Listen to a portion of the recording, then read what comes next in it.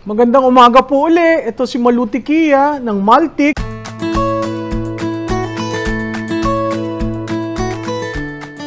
Ang pag-uusapan po natin, interesting. Kaya bang magbigay ng estado ng 20,000 bawat pamilya? Bakit po? Alam po nyo, ang nakakabagabag dito sa ayuda, barya-barya eh. At hindi tayo nakakasigurado na yung rinilis ng national nakakarating sa atin. Naalala nyo yung buntis na nagsabi na nawalan siya na imbis na 10,000, ang natanggap lamang po 2,000, 3,000 dahil dumaan kay barangay kapitan. At ang sabi ng national government, abay titingnan nila kung ano nangyari doon sa pondo. So bumalik ho tayo doon sa usapan. Barya-barya ba o bibigyan natin ang tinatawag na universal basic income para sa lahat ng Pilipino? Kasi po yan, galing sa isang bulsa ng gobyerno patungo sa kabilang bulsa. Pero hindi napapag-usapan yung angles ng korupsyon. Naandyan po ang listahan at naandyan ang distribution ng ayuda. Titingnan po natin tayo ay COVID years ng 2019 to 2022.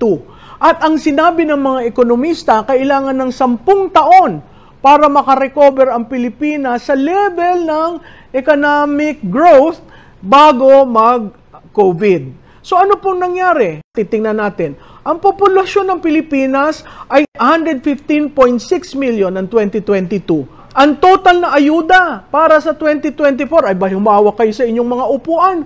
500 billion po ang total na ayuda. Pero ang mahirap ay 12 million lamang. Yan po ay poor and low income. So ang total po niyaan, pag 12 million poor household or families, ang total po niyan, 48 million Filipinos ang declared na mahirap o nasa low income. Magkano po ang AKAP? Ang total po ng AKAP, isang uri ng ayuda, 60 billion. AIX, isang uri ng ayuda, 23 billion. Tupad, isang uri ng ayuda, 30 billion. At hindi ho natin pinag-uusapan ng 4Ps. Kasi yung 4Ps, matagal na ho yan, institutionalize yan noong panahon ni Presidente Aquino. So, ano po ba yung Universal Basic Income? Ang Universal Basic Income po ay isang unconditional transfer na binibigay sa bawat citizen ng isang bansa para nasa sayo kung gamitin mo sa tama o gawin mo ang pang-tong-its. Sobra naman po yung 20,000 kung gagamitin nyo yung pang-tong-its. So matututo ang tao maging entrepreneurial. Kung gusto mo magtayo ng sari-sari store, kung gusto mo magtayo ng buy and sell, kung gusto mo magtayo ng supply ng bigas, kung gusto mo magtayo ng kung ano, meron kang puhunan. At hindi mo yan gagamitin para sa kung saan-saan. Yung po yung universal basic income kasi ine-empower ang citizen ng mga bansa para tustusan ang pangangailangan nila at dahil meron silang sobrang income, pwede silang magnegosyo. Ilan po ba ang successful implementation ng UBI? Naandyan po ang Canada, naandyan ang Brazil, naandyan ang Kenya. Pero meron rin pong unsuccessful.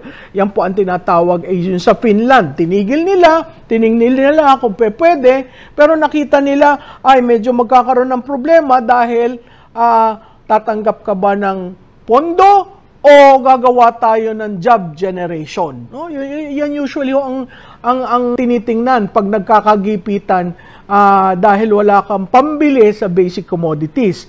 Ang iba pong bansa na successful ang UBI na sa United States, na andyan ang California, na andyan ang Germany, Spain, Namibia at India.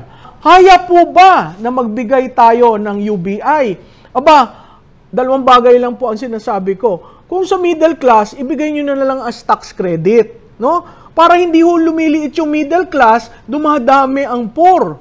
At doon sa talagang mahirap, ay by direct na UBI ang kailangan para matuto silang magnegosyo, matutong umikot ang ekonomiya at umunlad, no? Parati po nating sinasabi na ang ating ayuda ay napakalaki sa 2024 budget. Nagkaroon nga po ng bago dyan, yung tinatawag na AKAP, na actually unprogrammed, tapos depende na kay speaker kung sinong bibigyan. Huwag po nating ipoliticize ang pagtulong sa mahihirap.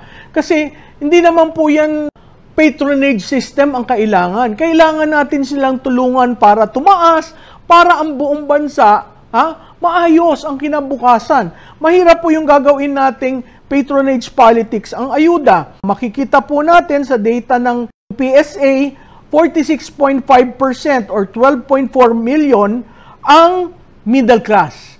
Middle class po, samantalang 16.2% or 4.5 million families are considered poor or below the poverty line. Alam po nyo, ang Estado, ang role ng Estado ay tulungan yung marginalized sector. Pero wag mong ipitin ang middle class kasi ang bulk ng taxes nanggagaling sa middle class. Kung titingnan nyo po ang ating typology ng negosyante, abay 99%, 99%, puros SMEs yan. Samantalang yung 1%, yun yung dambuhalang negosyante. So, sinong bumubuhay ng ekonomiya ng Pilipinas? Hindi po ba yung mga entrepreneurs, yung mga maliliit na negosyante? Yun ang tulungan natin. Para, imagine niyo kung sa bawat probinsya merong ganon, uunlad ho yung lugar na yon at hindi lahat tayo magpupuntahan sa Metro Manila. Siguro ho kailangan na, napapanahon na i-consider ang Universal Basic Income. Hindi barya-barya na ayuda, na kuminsan patronage politics ang nagdidikta, pero talagang pagtulong sa mahihirap para umangat sa buhay. Tandaan po nyo, ang isang objective ng ambisyon 2040 para maiangat ang Pilipinas at maging middle income country. Ay, paano po tayo magiging middle income kung ang pera ng bayan linulustay para sa politikang patronage at pinamimigay sa mga mahihirap na akala mo magpapasalamat ang mahihirap dun sa mga nahalal. Huwag naman po natin gawin yan kasi napakahalaga po ang kinabukasan ng bawat Pilipino. Muli, ito po si Maluti Kia. Like, share, and follow. Marami pong salamat uli.